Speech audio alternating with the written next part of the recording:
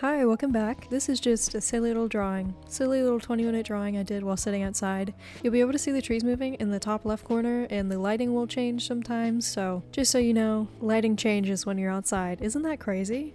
So this new prompt is normal people, and I'll tell you what that means, to me at least. If you want to do this new prompt, join the Discord below and post your finished drawing in finished prompt, and you'll be in the next video. I've been seeing so much recently, the rise of people talking about TikTok pretty, and we have gone through many phases of, are you doe or fox pretty? Are you, what are other things? There's other kinds of pretty, okay? TikTok doesn't really show you normal people. People are also hating on the ones that go viral just for being pretty. Like, there's one video going around right now, I don't even remember what the trend is or what the sound is, but it's a girl in a red shirt, that's the thing, is saying the girl in the red shirt isn't even that pretty. And it kind of annoys me. People who make those viral videos that are just lip syncing to some song, doing nothing, and they go viral because they're pretty, they tend to get hate because of that, and instead of hating on the people who are causing them to go viral, they're hating on the actual creator when they literally didn't do anything.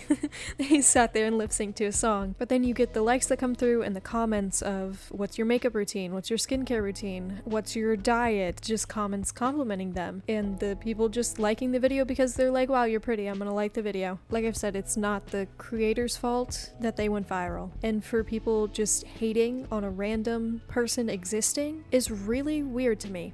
Now, I am a faceless creator, not because social media has impacted me so much and I'm so insecure because I don't look like the other people. I'm completely aware that I am an average looking person, but I have always struggled with looking at myself. I'm not gonna self-diagnose, but I know it's not rational, and it's not something to where I look at these videos and I say, I should look like them, why don't I look like them, I hate how I look. It's just, I can't look at myself. Even while I'm recording videos, I actively try to avoid being in the camera or getting my face in the camera because while editing it's very difficult for me. But now I'm at the point of exposure therapy because in these videos it's inevitable that I'm gonna end up in them somehow and I'm gonna have to edit myself out. In the path I'm trying to go, I have to eventually be able to show my face and be able to be perceived. But in this era of the internet, it's also terrifying. Now it's normalized to just hate people for existing.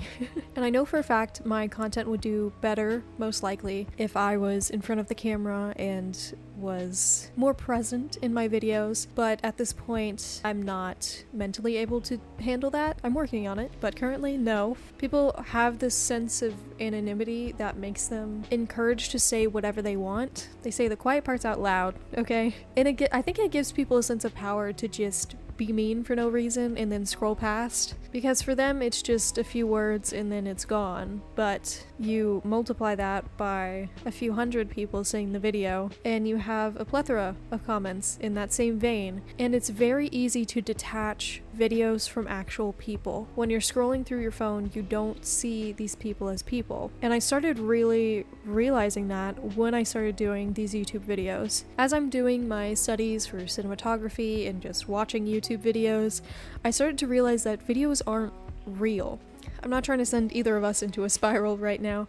What I'm trying to say is that they're staged. This isn't my real life. This isn't how I normally draw. I don't just walk outside and perfectly have my table in the sunlight and have all these supplies on hand and just be ready to create all the time. This isn't my normal life. And when I started to accept that my videos aren't my normal life is when they started to be easier for me. Now there is the exception of like a day in the life kind of people, or vlogging, that's what I mean, vlogging, where that is their normal life, they're just taking you along for the ride. There's the difference between those and my kind of just staged videos. I had to accept that they were staged and this wasn't my normal life, and I'm not supposed to be showing you my normal life because it's not interesting. You can see on my channel I made a few vlog videos before, and it was me trying to just press record and just do what I normally do, but that's not interesting to look at. I think it's really important to keep in mind when you're watching content from anyone, not just me, that you're not watching a normal person's life. Most of the time it is staged, it's planned, it's scripted, you're watching a snippet of someone's life. life. And you can see now at this point, I think there's a lot of influencers who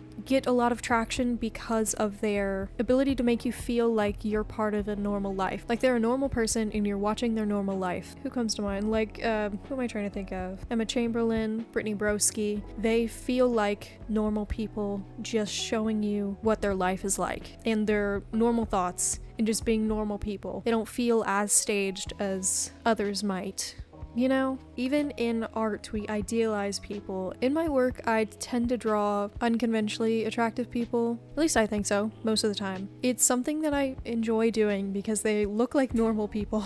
They don't look like supermodels. It's not like the typical male artist drawing the same pretty woman over and over. I think it's important to expose yourself to all kinds of people. I think a lot of the time we forget that these people exist, that other people exist outside of your circle, outside of your family, outside of your school. They have their own lives, their own thoughts, their own dreams that you will probably never know anything of. I kind of send myself spiraling sometimes, especially when I'm driving, because when I'm driving, I just think of them as cars.